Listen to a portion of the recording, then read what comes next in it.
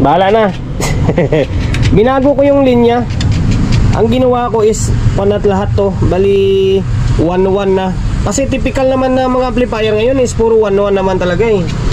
Negative 1, positive 1 naman talaga lagi yan eh. Halos lahat na na-encounter ko ng mga amplifier is ganun yung connection. Tapos dito na lang sila mag-bridge. Dito na lang si Bossing mag-bridge oh. Majesty na Martin.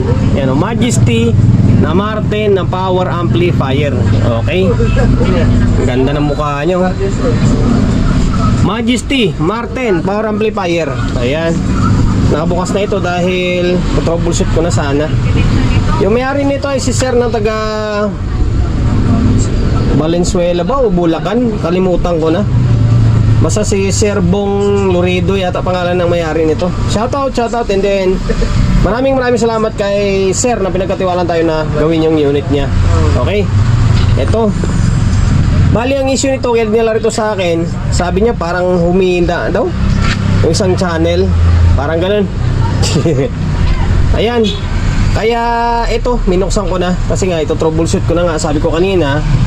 And then sa labas na nyo, talagang medyo kan siya maalikabok kasi nga yung fan is dito, dalawa dito, mas papunta siya doon, kaya nahigop yung alikabok, papunta siya dito. Walang exhaust kasi. Okay, pahaging portion muna tayo. Laki na transformer. Dambuhala rin transformer nya. And then sa supply naman, hindi ko makita yung pinaka-supply nya eh. Tika lang ha, kasi malayo. Okay, tika lang. Parang 100 volts lang yung pinakamataas na supply nya. 150. Okay. Totals 150 yung supply nya. Pinakamataas is 150 yung pangalawang voltahe nya. In terms sa laki, parang C20 o Tucson na C20 yung datingan nya sa transformer nya. Tapos meron siyang kapasitor na 2, 4, 6, 8, 10, 12, 12. Although napalitan na tong kapasitor niya kasi pinabili daw si Bossing ng kapasitor nang unang gumawa nito, kaya bago lahat ng kapasitor niya no. Kaso mamaya lumobo na ito. Ayan, dosing kapasitor na 80 volts by 100 by 10,000 microfarad. Okay? Tapos 2, 4, 6, 7, 8, 9, 10 pairs by pairs ha, by pairs yan, 12 piraso by pairs. Pero yung output nya 1, 2, 3, 4, 5, 6, 7 pairs. Siguro ito sa ito drive na ito eh. Output nya 7 pairs. Basta sa kuan nya sa by pairs sa pangkalahatan is 10 pairs siya. C5200 and then A1943 kabilaan. Okay, carbon and then SMT, matic, carbon yan siyempre. Tingnan mo naman kung gano'ng kalalaki yung mga resistor na ginamit oh. Ayan. So ngayon, bali nag-check na ako ng bias nito. And then sa cooling system pala, dalawang fan nya. Ayan, dalawang fan. Tapos nag-check na ako ng bias nito. Although normal yung bias nya. Ngayon, pakita ko sa inyo. Itong tester muna ni pare, gamitin natin ha. Ika lang. Okay. Ito tester ni pare. Ayun. Naka-parallel siya oh. May indicator siya kung naka-bridge ka o kung naka-parallel. Kapag naka-normal siya, hindi umilaw yung bridge, hindi parallel, naka-stereo siya, ibig sabihin. Okay? Dito balistad. Balistad. Ngayon dito. Ayun bias niya oh. Sa totoo lang guys, yung mga amplifier talaga dati, matataas talaga yung bias nila. Kaya medyo malakas siya, hindi malinaw. Pero medyo mainit lang konti. Ayan o, nasa 0.4. Nasa 0.4, halos magpo 0.5 na. Okay. Dito yan ha. Tapos dito naman, dito normal din, parehas lang oh. Parehas lang. Oh. Ayan, working. Tapos, ngayon, dahil working naman yung mga bias nya, maglagay tayo ng speaker and then audio source. Tapos, i-switch natin yung switch sa may stereo mode. Stereo mode natin. Okay? Naglagay na ako ng speaker. Bali, dalawang speaker to na lagi natin ginagamit dito Tapos audio input natin, itong cellphone natin na isa. Tapos naka stereo mode na tayo. Ang stereo mode nito is nasa gitna. Yung taas is parallel, tapos yung ilalim is bridge. Okay?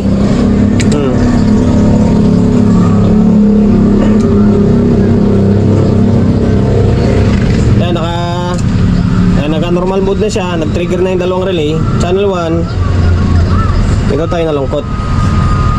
Walang audio yung channel 1. Wala siya Channel 2. Ayan, meron. May audio yung channel 2. Medyo madilim lang kasi itong pwesto natin. Walang ilaw dito sa taas. Okay?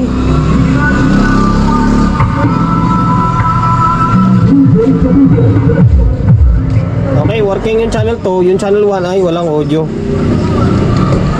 And then nagalaw ko na yung switch. Isa lang pinaganalaan ko rito, maaring yung control niya, baka mamaya yung control niya is may problema. Yung problema yung control niya kasi medyo luma na Ang gagawin natin ay palit muna tayo ng control nito. Ang problema, sana may bukasan dito.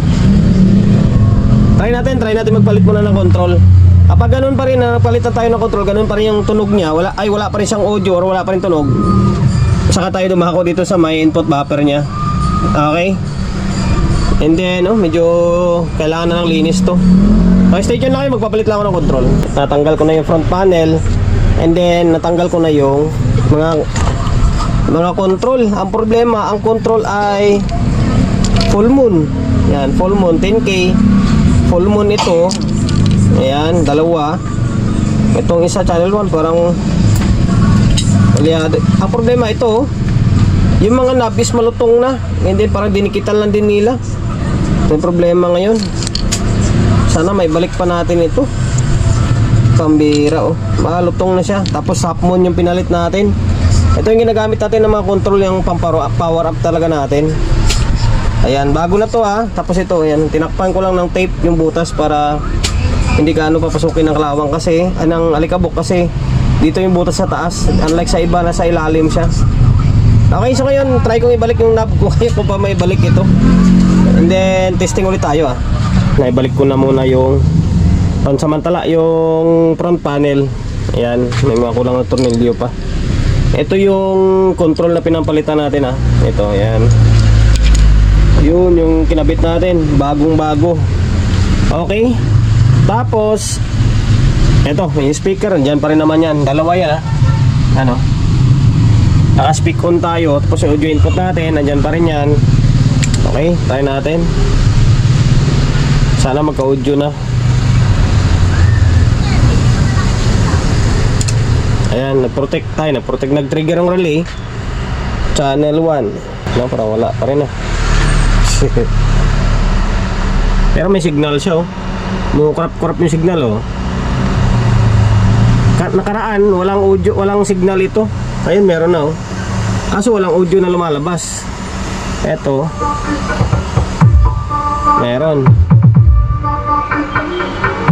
meron dito, channel B or channel 2, meron pa rin. Itong channel 1, nagkaroon siya ng signal pero walang lumalabas sa speaker. Wala. Ay nako, may problema pa. Pero nagre-relay naman. Ulitin natin. Stop start. Sabay naman nagre-relay itong dalawa Ibig sabihin, nagre-relay siya. Okay, tingnan muna natin yung likod. Silipin natin yung likod niya kung bakit ganun. Yung audio na lumalabas, samantala meron naman dito. Merong indicator Okay, punta muna natin yung likod niya. Dito na tayo sa may back panel niya. Makikita kaya to dahil naka GoPro tayo, walang flashlight to. Ayan, yung connection niya is 1.1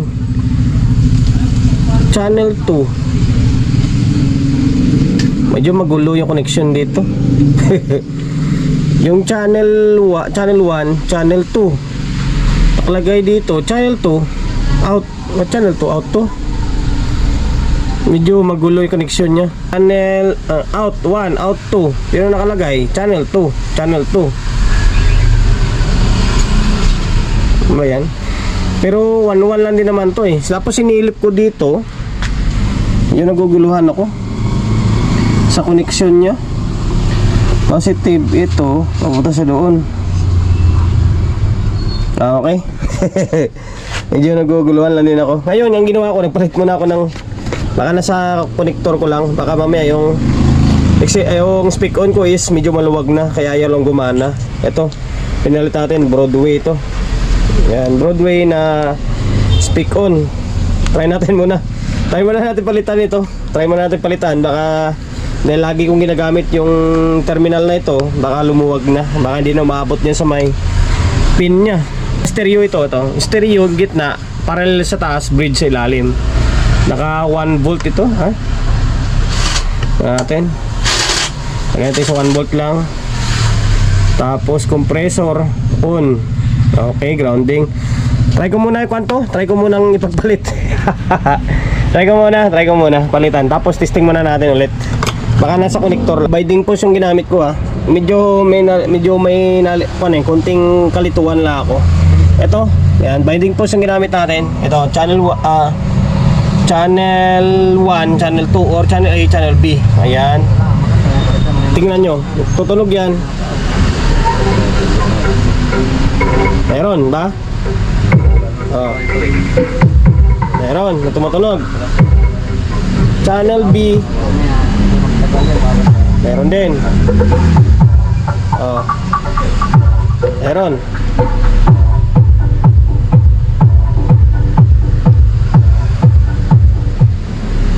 Channel 1. Meron. Dalawa. Okay. Ibig sabihin, may konting walang kalituhan tayo sa may speak on nya. Okay, medyo naguguluhan ako eh. Kung dati na ganito to, kailangan, kasi kapag bridge, iikutin nga natin ulit. Ito, paslightan mo nga pre. Ayan o. Yung connection dito is out 1, out 2. Pero nakalagay channel 2, channel 1. Channel 2, channel 2. Puro channel 2. Hindi ba? Ibig sabihin, puro channel 2 ang gagana dito. Pero kapag ito naman nakasulat dito, out 1, out 2 din.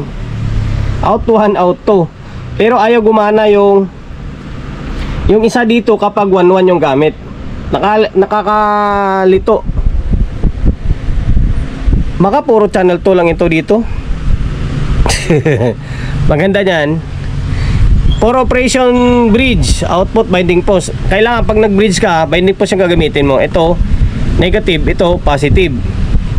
Tapos kapag tataka, dapat channel 1, channel 2 rin yung speak on nito.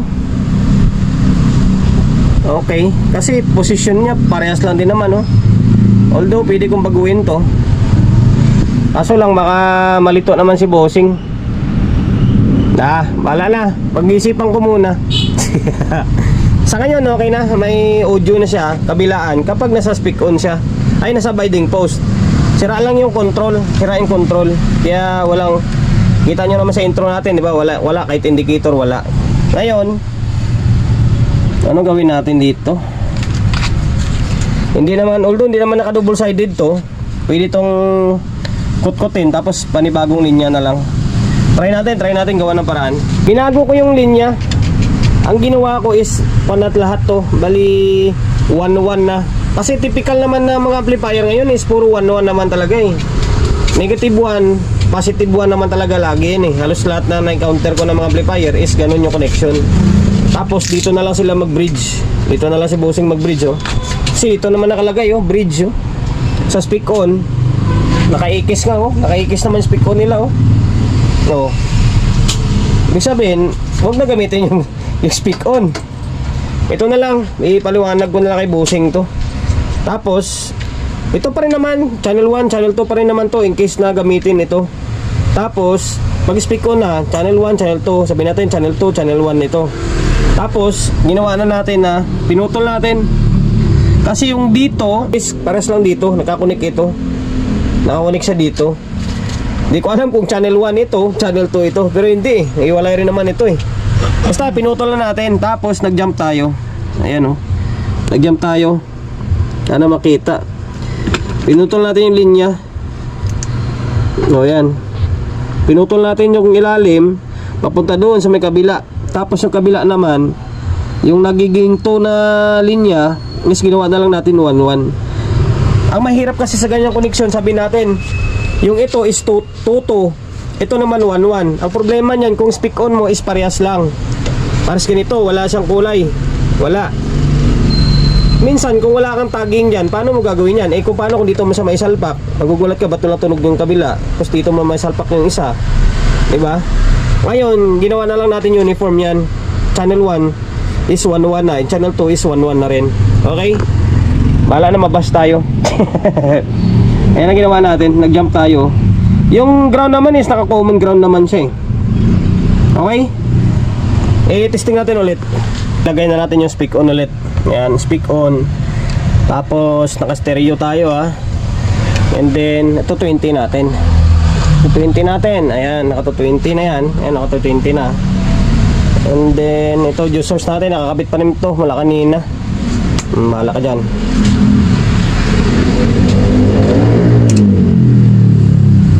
Okay, ayan yung ginap natin ha. Inulit natin yung connection is 1-1 na yan. Positive 1, negative 1. Okay? Nung una wala ito. Meron na. Ito channel 2. Meron na dalawa sabay. 'Di ba?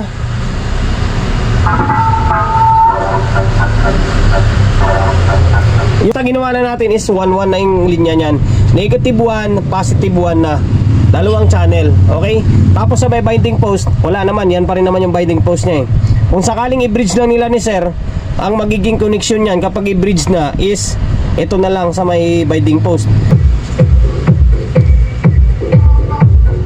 Working na, channel 1, channel 2. Sira ito, sira. Sira yung isang control dito sa may channel 1. Sira, yan o. Sir from, nakalimutan ko, Valenzuela ba o Bulacan? Bali, working or okay na yung unit mo. Maraming salamat sa pagkakatiwala mo ng unit mo rito sa akin. And then sana nakapagbigay idea tayo sa mga kapwa natin technician na kung paano mag-repair ng ganitong Majesty na Martin in case na walang audio in channel 1 or channel 2. Ayun nga, yung aking kasi pinalitan ko yung control ng una, tapos binago natin yung connection. Bago tayo magtapos, syempre shop natin Solid J Electronics Repair Shop along sa Uyo, Quezon City. Number 61 Don Julio Gregorio Street sa Uyo Road sa Uyo, Quezon City. Social media pages natin, so hindi pa nakapag-follow, paki-follow, and then syempre paki-share na video natin sa my Facebook, YouTube channel. So hindi pa nakapag-subscribe, paki-subscribe, like, share, and then syempre paki-hit ng bell button sa gilid para updated ka sa mga susunod na video na i-upload ko. Ingat, God bless, and then peace atin lahat.